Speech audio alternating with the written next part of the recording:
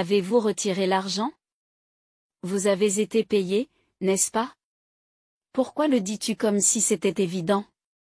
Au cours de ces 5 années, même lorsque je t'ai donné de l'argent, tu ne m'as pas remercié une seule fois. Et si tu travailles à plein temps et que tu vis à la maison, il est normal que tu donnes de l'argent.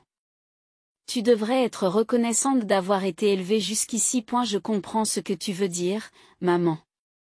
Qu'est-ce qui ne va pas? Tu es inhabituellement conflictuelle aujourd'hui. Qu'est-ce qu'il y a? Quelque chose ne va pas? Elle est bizarre, elle dit qu'il n'y a pas de merci même quand elle donne de l'argent. Tu as vraiment dit ça? Tu dois aller à l'université parce que nous t'avons élevé. Tu ne penses pas que donner de l'argent est une façon de nous rendre l'appareil? C'est ton devoir en tant que fille aînée. Je comprends que je doive contribuer à l'argent puisque je vis à la maison, mais ne suis-je pas en train de vous soutenir toutes les trois qui ne travaillent pas? Ce n'est pas normal. Je travaille, mais pas à temps plein comme vous. Tu veux dire que les emplois à temps partiel ne sont pas considérés comme du travail? Tu veux donc utiliser tout l'argent que tu gagnes pour toi sans rembourser tes parents? Qu'est-ce que tu penses de nous? Si tu ne veux pas contribuer à l'argent, tu ne peux pas vivre ici. Sortez vite. Eh bien, ce sera difficile pour quelqu'un qui ne peut que travailler comme toi de vivre seul, dit Aa. Depuis 5 ans, je donne de l'argent à ma famille tous les mois. Il me semblait naturel de renoncer à mes revenus pour subvenir aux besoins de ma famille. J'étais tellement sous pression que je ne l'ai jamais remis en question. Mais aujourd'hui, j'ai changé. J'ai enfin compris que la situation dans laquelle je me trouvais n'était pas juste. Je vous remercie. Je vais quitter la maison. Et si je pars, ils perdront le soutien qu'ils considéraient comme acquis et le regretteront sûrement. Comme prévu. Un mois s'est écoulé et mon téléphone a finalement sonné. Je m'appelle Bridget. Je ne suis pas encore mariée et je n'ai jamais quitté la maison de mes parents. Même si je travaille, le fait de vivre à la maison fait souvent croire aux gens que je suis dépendante de mes parents. Or, la réalité est tout autre. Il y a des raisons pour lesquelles j'ai vécu à la maison jusqu'à aujourd'hui. Revenons un peu en arrière et commençons par mon enfance. J'avais 7 ans lorsque ma sœur est née. C'est une enfant très mignonne. C'est ta sœur, Bridget. Tu t'entends bien avec elle. Je la protégerai parce que je suis la grande sœur. Je me souviens très bien que mon père, Douglas, et ma mère, Cheryl, étaient ravis de la naissance de leur deuxième enfant. À l'époque, ils taquinaient souvent ma sœur, Marie, et se faisaient gronder par ma mère. Et elle ne pouvait probablement pas s'empêcher de l'adorer. Moi aussi, je me réjouissais de jouer avec Marie. Mais je n'ai jamais réussi à l'aimer. Maman, tu sais où est mon sac de sport? Il n'est pas accroché? Tu devrais le préparer toi-même. Normalement, j'accroche toujours mon sac de sport au crochet de l'étagère du salon. Comme il n'y était pas, j'ai demandé à ma mère. Malgré cela, ma mère semble complètement indifférente à mon égard et me répond toujours froidement. En général, je finis par le trouver dans le tiroir, où il est souvent mélangé à d'autres vêtements lorsque ma mère est pressée ou ne le remarque pas. À chaque fois, je dois fouiller tous les tiroirs de la maison. À un moment où j'ai enfin trouvé le sac, ma mère est malheureusement venue sur place. Qu'est-ce que tu fais? Les tiroirs sont en désordre. Je suis désolée. Tu as besoin de plus de soins que Marie. Même en tant qu'élève de l'école primaire, je ne pouvais pas accepter cette situation. Mais même si je croyais au fond de moi que je n'étais pas fautive, dès que mes parents me criaient dessus, je me persuadais inconsciemment que c'était de ma faute.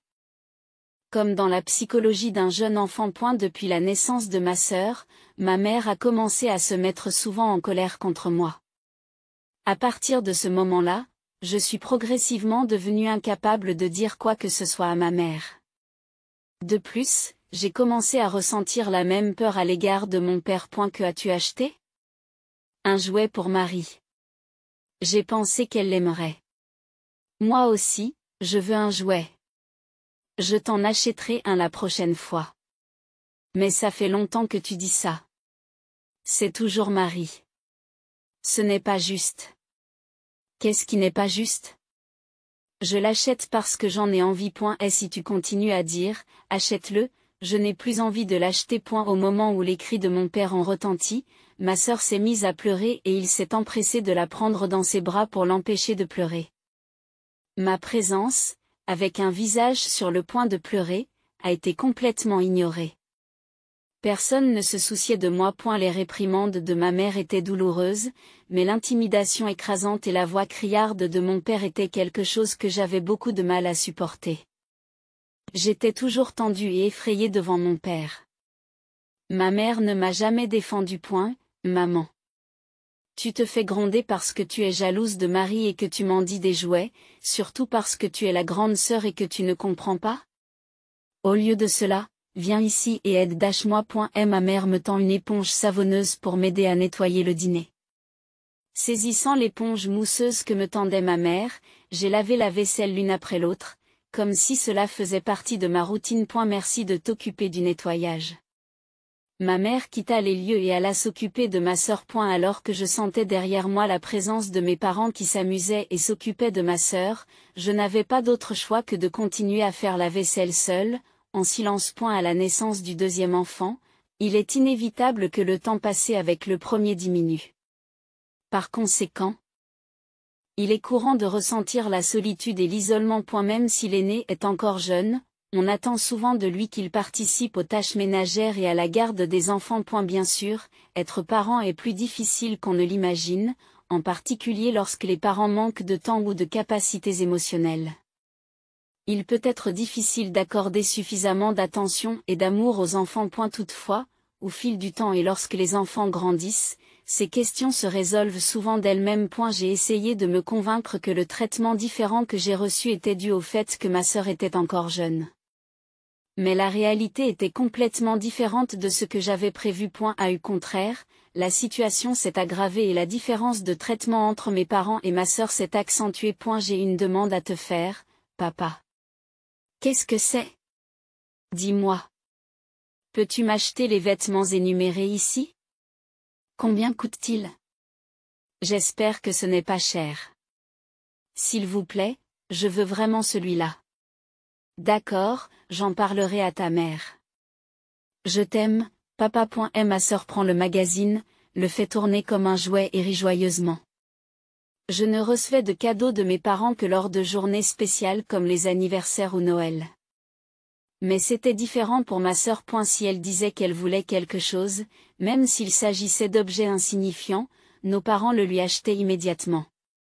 Voyant que ma sœur parvenait toujours à obtenir des choses, j'ai pris mon courage à deux mains et j'ai essayé de demander à mon tour. Cependant, la réponse était étonnamment dédaigneuse, et avec un simple bé patient, c'était réglé, et je n'avais plus l'énergie d'insister davantage. Au fur et à mesure que ma sœur grandissait, mes parents faisaient de plus en plus ce qu'elle demandait, et l'écart entre eux et nous s'est creusé. À ce propos, qu'en est-il de la lessive? Voulant être une bonne enfant, je suis allée étendre le linge sans répliquer à ma mère. Au fil des jours, j'ai commencé à jauger l'humeur de mes parents. Je m'inquiétais constamment de la façon dont ils me voyaient, et je n'arrivais pas à me détendre vraiment, même lorsque j'étais à la maison. Me sentant mal à l'aise à la maison et voulant changer de cadre de vie à ce moment-là, en allant à l'université, j'ai décidé d'en parler franchement à mes parents. Je pense vivre seule une fois que je serai à l'université. Je gérerai le loyer et les frais de subsistance en travaillant à temps partiel. Est-ce que c'est possible? Vivre seul? Tu veux dire déménager? Qu'est-ce qui t'arrive soudainement? Vivre seul est dangereux. C'est vrai.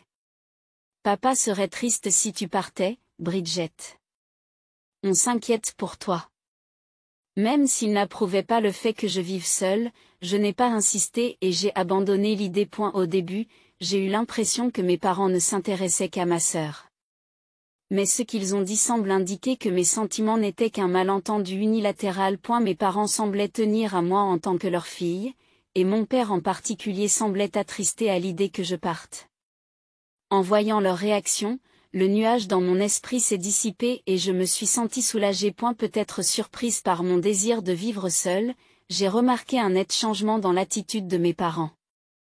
Ma mère a cessé de m'imposer des tâches ménagères et mon père a commencé à se préoccuper de moi. J'étais soulagée de ne plus avoir à me soucier de l'humeur de mes parents, mais lorsque la vie universitaire a commencé, j'ai été accueillie par une routine qui n'était pas différente de celle d'avant. Qu'y a-t-il pour le petit déjeuner aujourd'hui?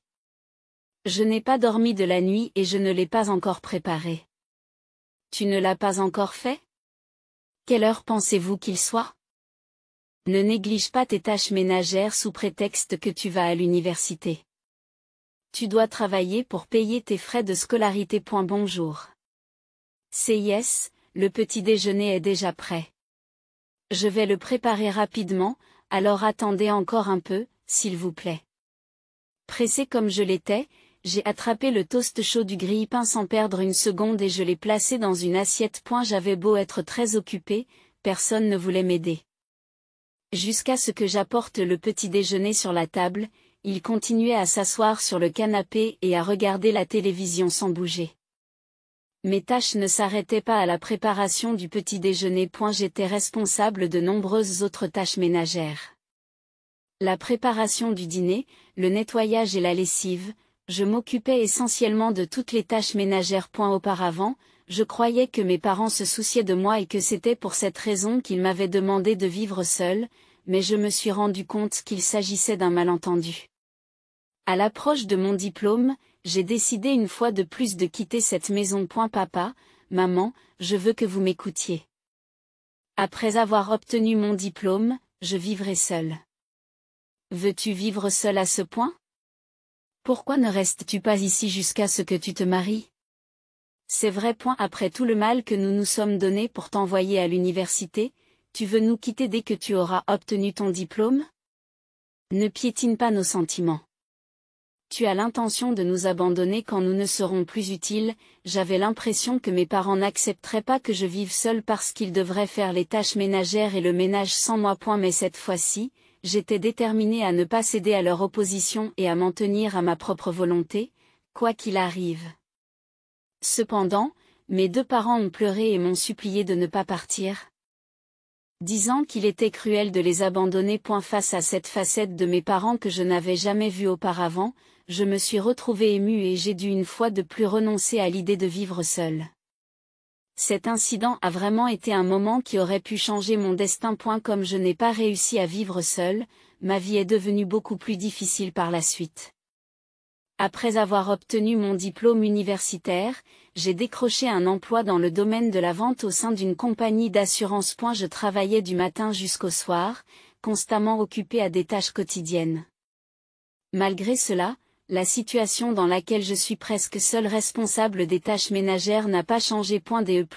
Maintenant que je gagne un revenu en tant qu'adulte actif, mes parents et ma sœur Marie ont commencé à me demander tout ce qu'ils voulaient. C'est bientôt ton premier jour de paix. Qu'est-ce qu'on devrait te faire acheter? De quoi parlez-vous? J'ai des vues sur un magasin. Je veux aussi quelque chose, grande sœur. Une discussion familiale a eu lieu pour décider de ce que je devais acheter avec mon premier salaire. Cependant, j'ai eu l'impression que ma présence était complètement ignorée. En les regardant tous les trois parler joyeusement, je me sentais si détachée, comme si je n'étais pas vraiment à la pointe. Et la même chose s'est produite à chaque fois que j'ai reçu mon salaire.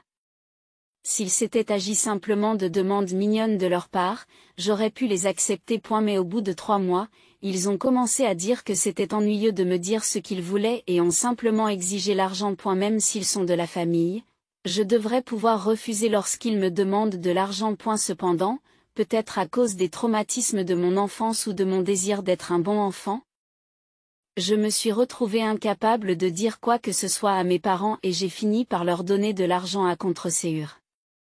Donne-m'en aussi. Même ma sœur Marie était quelqu'un à qui je ne pouvais pas répondre. Dans cette maison, il semble que mes parents et ma sœur soient classés au-dessus et que je sois la seule à être au-dessous. Je me suis même retrouvée dans l'incapacité de refuser de l'argent à ma sœur, qui est encore au collège. A eu cours des premiers mois. Les montants demandés étaient peu élevés et je me suis dit qu'un peu d'argent ne ferait pas de mal.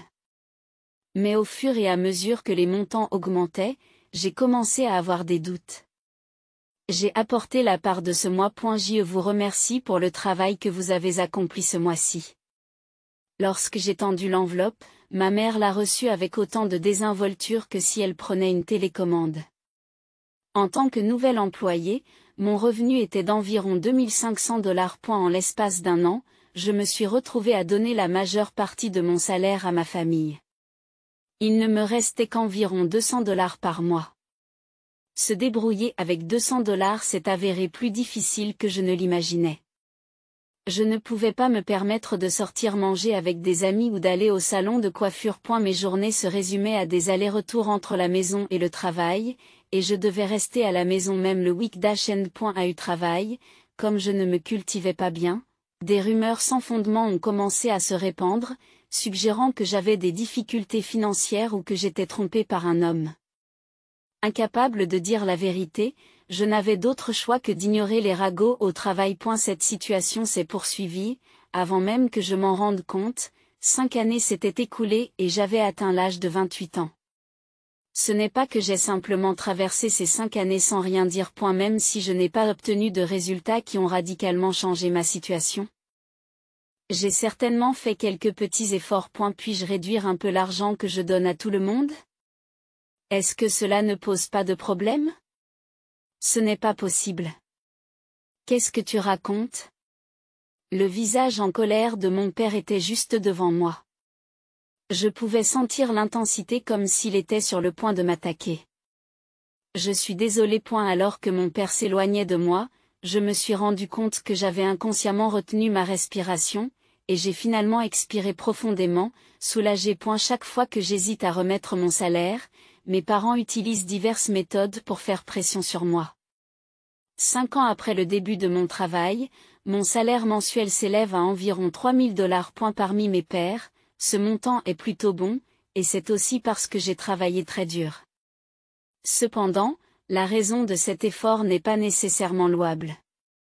Votre salaire n'a pas du tout augmenté, n'est-il pas censé augmenter en fonction des performances et des ventes? Ne travaillez-vous pas assez dur? Je fais vraiment de mon mieux. Arrêtez de vous trouver des excuses et travaillez plus dur. J'ai travaillé encore plus dur qu'avant, par conséquent, mon salaire a augmenté. Cependant, comme je dois donner toute la partie augmentée de mon salaire à ma famille, il ne me reste que $200 pour moi. Les raisons erronées de mes efforts ont entraîné plusieurs changements autour de moi. Mes parents ont pris leur retraite il y a 2 ans et sont passés à des emplois à temps partiel. Bien qu'ils travaillent à temps partiel, ils ne semblent pas travailler désespérément. Malgré mon travail acharné, mes parents passent souvent leur journée à se détendre à la maison.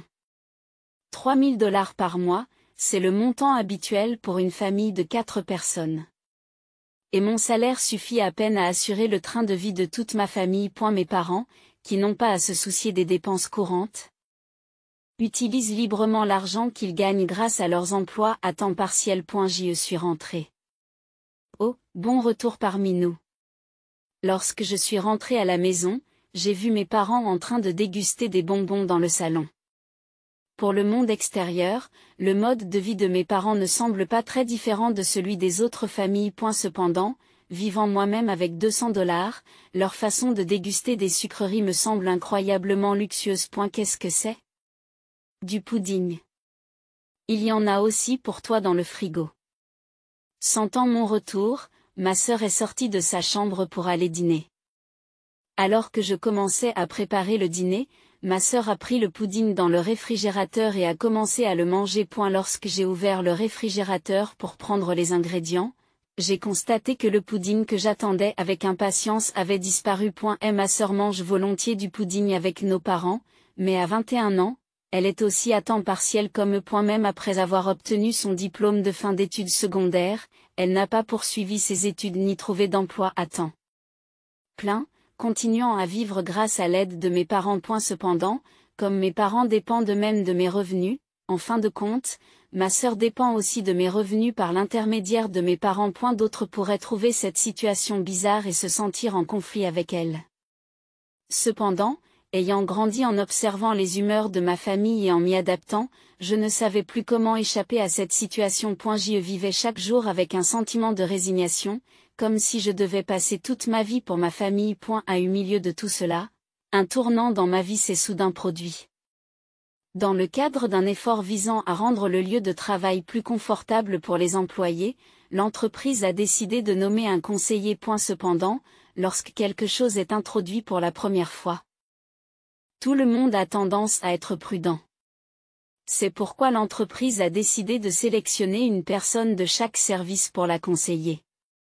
La démarche était volontaire, mais personne ne s'est porté volontaire. Personne ne veut empiéter sur son temps de travail pour assister à une séance de conseil. Ces tâches indésirables finissent toujours par me retomber dessus. En raison de mon apparence ordinaire et de mon incapacité à résister, quel que soit le rôle à jouer, je suis inévitablement pris pour cible. Je vais le faire. Tout en soupirant intérieurement, j'ai lentement levé la main pour indiquer que j'allais assister au conseil. Ensuite, on m'a demandé de m'entretenir avec le conseiller dans un coin du bureau. Y a-t-il quelque chose qui vous pose problème? C'est la raison pour laquelle j'ai fini par voir le conseiller. Je n'ai pas le courage de parler de ces choses-là. Rien de particulier. On m'a posé des questions sur mon travail actuel et mes relations, et j'ai prévu de répondre vaguement et de mettre fin à la conversation. Contre toute attente, lorsqu'on m'interroge sur ma famille, j'hésite un peu. Pris au dépourvu, j'ai trébuché sur mes mots, incapable de trouver la bonne chose à dire. Je m'attendais à ce que l'on me pose des questions sur mon travail, alors je ne m'attendais pas à ce que l'on me pose des questions sur ma famille. Les gens étant généralement prudents sur les questions privées, il est d'usage de ne pas trop s'étendre sur ce genre de sujet. Malgré cela, j'ai été surpris que le conseiller aborde le sujet de ma famille. Je dois admettre qu'ils étaient vraiment professionnels. Peut-être qu'en m'écoutant, le conseiller a senti que le problème se situait plus dans mon environnement familial que dans mon lieu de travail. Pensant qu'il était inutile de le cacher, j'ai décidé de parler de mes relations avec mes parents et ma sœur et de ma situation actuelle. Au fur et à mesure que je parlais, l'expression de la conseillère devenait de plus en plus sérieuse. Lorsque j'ai fini de parler, le conseiller a pris une grande inspiration et a commencé à parler lentement. Il s'agit essentiellement de violence domestique, n'est-ce pas? Est-ce que c'est considéré comme de la violence domestique? D'après ce que vous m'avez dit, il semble que ce soit de la violence domestique financière. La relation avec vos parents, en particulier, semble être problématique. Je n'ai pas pu m'empêcher d'élever la voix, surprise par les paroles inattendues de la conseillère. Il existe différents types de violences domestiques, et l'on pense généralement à la violence physique. Cependant, j'ai appris qu'il existe également des formes de violence domestique qui affectent l'esprit, comme la violence psychologique et le harcèlement moral, ainsi que la violence domestique financière, dont je fais actuellement l'expérience. D'après la conseillère, il semble que la façon dont j'ai fini par donner de l'argent à mes parents est la raison pour laquelle j'ai fini par le faire. Pose un problème particulier. L'intimidation que j'ai subie de la part de mes parents et la situation dans laquelle je devais surveiller leurs humeurs se sont profondément enracinées, influençant inconsciemment mes actions. Parfois, ils s'excusaient pour me faire sentir coupable ou me traitaient avec gentillesse pour me faire croire qu'on avait besoin de moi, ce qui m'empêchait de me séparer de ma famille. Il s'agit d'une méthode typique de la DV, et il semble que je sois mentalement dominé par ma famille, ce qui m'empêche de m'en détacher. J'ai l'impression d'avoir des difficultés financières, mais parfois je me dis que c'est peut-être exagéré. Je pense que vous êtes devenu incapable de voir votre situation objectivement. Après cette réponse, le conseiller a commencé à écrire quelque chose sur une feuille de papier. Le bruit du stylo m'a mis un peu mal à l'aise. Que puis-je faire pour changer cette situation? Au lieu d'essayer de changer la situation immédiatement, commencez par accorder plus d'importance à vos propres sentiments qu'à ceux de votre famille. Tout en écoutant le conseiller, j'étais plongé dans mes pensées. Je n'avais jamais pensé à valoriser mes propres sentiments auparavant. Même après la fin de la séance de conseil, mes émotions sont restées compliquées. En rentrant chez moi, j'avais encore le cœur embrouillé. Dans le train, j'ai vu mon reflet dans la fenêtre. Mes cheveux étaient ébouriffés, mes vêtements froissés et mon visage mal maquillé avaient l'air affreux. Déçu par mon apparence, j'ai eu envie de prendre davantage soin de moi. Dans ma situation actuelle, je n'ai certainement pas assez d'argent pour maintenir une apparence correcte. Je travaille, Alors pourquoi n'aurais-je que 200 $ à dépenser? J'ai commencé à me demander pourquoi je devais subvenir aux besoins de ma famille. Le balancement du train semblait aider à mettre de l'ordre dans le chaos de mes pensées et de mes sentiments. Pour m'éclaircir les idées, j'ai décidé de prendre mon courage à deux mains. Tu as retiré l'argent? Tu as reçu ton salaire, n'est-ce pas? Lorsque je suis arrivée à la maison, avant même de dire bonjour, ma mère a commencé à me demander de l'argent. Il était clair que pour elle, recevoir une somme aussi importante que 3000 $ était devenue une routine, sauf que c'est normal, sans sentiment particulier. Mais je n'arrivais toujours pas à faire le vide dans mon esprit et j'ai fini par lui donner l'argent sans rien dire. Cependant, grâce à la consultation, j'étais désormais plus conscient des changements subtils dans les expressions et les attitudes de ma mère que je n'aurais pas remarqué en temps normal. Votre salaire n'augmente-t-il pas un peu plus? Tu travailles sérieusement, n'est-ce pas? Pourquoi ne dis-tu que des choses comme ça depuis 5 ans? Même quand je t'ai donné de l'argent? Tu ne m'as pas remercié une seule fois. Et si tu travailles à plein temps et que tu vis à la maison, il est normal que tu donnes de l'argent. Tu devrais être reconnaissante d'avoir été élevée jusqu'ici. Je comprends ce que tu veux dire, maman. Qu'est-ce qui ne va pas? Tu es inhabituellement conflictuelle aujourd'hui. Elle s'est approchée de moi avec un regard intense. J'ai tenu bon sans fuir son regard sévère. Pour la première fois, j'ai observé attentivement l'expression irritée de ma mère. Malgré son intensité, je n'ai pas pu m'empêcher de remarquer que ses sourcils étaient un peu défaits. Je ne sais pas s'ils ont entendu notre conversation, mais mon père et ma sœur sont sortis de la pièce. Qu'est-ce qu'il y a? Qu'est-ce qui s'est passé? Elle dit des choses bizarres. Elle se plaint que nous ne la remercions pas même quand elle nous donne de l'argent. Tu as vraiment dit ça? Tu es allé à l'université parce qu'on t'a élevé? Ne penses-tu pas que donner de l'argent est une façon de nous remercier? C'est ton devoir en tant que fille aînée. Malgré leurs paroles déraisonnables, ma mère et ma sœur acquiesçaient et riaient. L'ancienne moi n'avait peut-être pas réalisé à quel point cette situation était anormale. Je ne suis plus la même personne qu'avant. Je comprends que je doive contribuer à l'argent puisque je vis à la maison, mais n'est-il pas anormal que je vous soutienne tous les trois alors que vous ne travaillez pas? Nous travaillons, vous savez. Nous ne sommes pas des employés à temps plein comme vous, mais cela signifie-t-il que travailler à temps partiel n'est pas la même chose que travailler à temps plein? Vous voulez donc utiliser tout l'argent que vous gagnez pour vous sans rembourser vos parents? Qu'est-ce que tu penses de nous? Si vous ne voulez pas contribuer à l'argent, vous ne pouvez pas vivre ici. Sortez vite. Et bien, ce sera difficile pour quelqu'un qui ne peut que travailler comme toi de vivre seul. 6AA.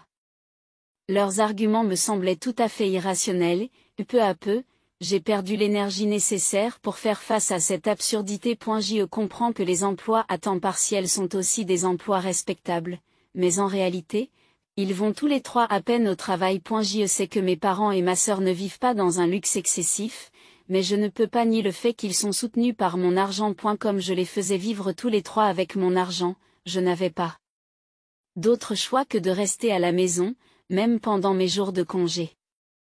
Honnêtement, il y a du vrai dans ce que dit ma sœur sur la question de savoir si je peux vivre seule ou non. En réalité, au cours des 5 dernières années, ma vie n'a été rien d'autre qu'un cycle entre la maison et le travail, de sorte qu'il se peut que je manque de connaissances générales et de compétences liées à la vie de tous les jours. Il est possible que je ne sache même pas des choses qui surprendraient mon entourage.